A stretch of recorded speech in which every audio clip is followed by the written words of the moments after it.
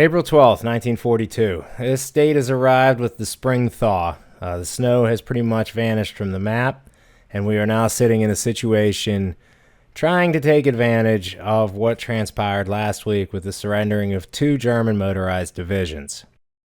And while I never really expected these motorized divisions to be acting on their own, especially with the Finnish division that showed up with it, several hexes behind, exactly what I'm facing in this area is still kind of unknown.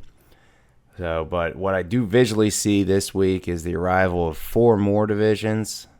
With two of these divisions being Finnish and three German, it's evidently clear that these all come from the south. So this will help me hopefully form a better defense down there by Grozny that can at least hold on for a couple weeks. Meanwhile, the Stalingrad area remains quiet. He replaces a few of his divisions that I attacked last week with some fresh ones, and a few of them are just the same ones that I did attack. But he doesn't make any actions of his own. Instead, his high command has decided to fall back from the areas between Stalingrad and Tambov. This retreat of 50 to 70 kilometers puts his army back in range of his rail lines and rail depots. This will allow his army to refit and resupply for whatever offensive that he chooses to do. The only question I have is which direction. I'm still of the opinion that it's going to come towards Ryazan, but it is in this area where the only attack of the week comes. And I'm not sure whether or not he did this attack and then it didn't go quite as successful as he wanted, and he chose to withdraw because of that, or he withdrew and then it did this attack. So it's some of the unknown with how the different turns work and operate for each of us in the manner that we don't get to see some of the decision making. But in this area, he does hit an infantry division. Now, he does this with two divisions of his own, but they are from separate corps, so this does give him a minor penalty. And with the movement that I did last week, my cavalry division actually does activate its reserve status and join the battle. This with a couple mortar battalions and a gun regiment might be what caused the casualties to be this low. I still rout, I lose the hex, and I lose the fort, and retreat. But these decisions thus create a opening move for me that looks like this. A map full of mud. But with this lack of activity, you're looking at a turn with only 28,000 casualties. This is by far the lowest of the entire war at this point for the Russian army. This lack of activity is also going to allow me to take the forces that I've moved from the Far East to the reserves and send them straight to the northern front. Hopefully this will offset what was required by Stalin so that I'm not taking the penalties. I also decided to go to the command report screen. Here, selecting every single infantry unit across the board of everything on the map, my turn off refit status. I do the same thing for support units, and then I will focus throughout the turn to make sure that I only turn on the ones where I want them to go. So that will be the area near Ostrakhan and Stalingrad with two divisions near Moscow itself. The end result here is that hopefully my industry gets some time to stockpile some equipment for me to use in the next several weeks. Moving to the Air Force, I'm still in the process of moving my level bombers more to the center of the map. Even at this point in the war, most of my level bombers have been focused in the Leningrad area, where he has quite a heavy presence with the Luftwaffe, entirely too many good airfields. So I'm not going to fly them there. They'll just get shredded. So if I move them more into the center, this is a slow process because I have to build my own runways to do this. So if I could suggest, I would say kind of jump to this concept a little bit faster than I have. But in the south, I'm running a lot of recon. As you see, I'm pretty much running recon along the entire front lines to try to see what I can from him. And then I'm going to do a lot of ground attacks on what I'm assuming he can't defend. And this will be done with mostly, once again, with those biplane tactical bombers, because I make so many of them that I honestly don't care how many die. So as the air phase is processed, you don't really get to see too much of the recon. It kind of flashes around the map sporadically.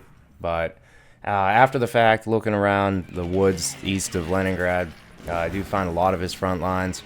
I do find a unit southeast of Stalingrad. Not much is discovered trying to come up towards Astrakhan, but the bombing side of things go rather successful. The end result is about 300 aircraft lost with another 300 damaged.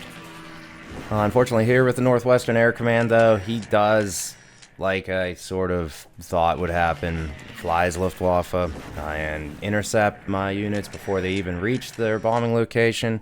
So the majority of my losses come here, but in the south, things are just 7 days a week bombing and rather successful.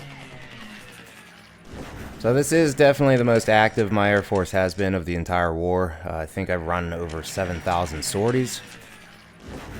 And while I don't do much to his Air Force at all, the real results are when you actually look at the losses on the ground. So I'm not going to dig through every single one of these on screen. Instead, I'm just going to switch on over to the losses screen, switch it on over to my air phase. And thus we get to see that it's about 6,000 German casualties and another 100 guns. Most of this is those units by Ostracon, which, like I predicted, he did not have any adequate air force in the area to protect them. So I'm hoping to be able to duplicate this as we move through the next several weeks. But my ground turn begins with the 45th Army once again striking out at an infantry division of the German lines. The attack is successful. There's a destruction of 10 guns and about 500 men, and the Germans do retreat.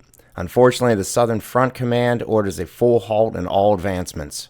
This decision angers Stalin and Stavka, and for this, Yakov Sherevchenko has been sent to the Kalinin Front. And the replacement, in order to defend the city of Stalingrad, is now falling under the shoulders of Boris Shaposhnikov. His orders are to be aggressive in the defense. Unfortunately, it's going to take about a week for him to get settled into his new offices, but one of the first things he does is order a new army group to head down into the area. So the 53rd Army is moving from ultimately the far east, brought it west, now it's heading down to Ostracon. Role-playing aside, though, I did really want to do more in the center by Tambov, but unfortunately I just did not have the assets within range of that division that could actually attack in the same turn as moving. So I just moved a lot more strengthened units into that area, including a Rifles Guard unit. Hopefully next week he's still sitting back, recuperating, refitting, and I'm able to take advantage of something there. Other than that, in the deep south, it's just mostly moving my units around to get him into like a position to try to be defensive. So his tank division coming through south of Grozny, I just moved some of the stronger assets that could get there. So if he does choose to attack, he's not going against a 1-1 badly depleted rifle division.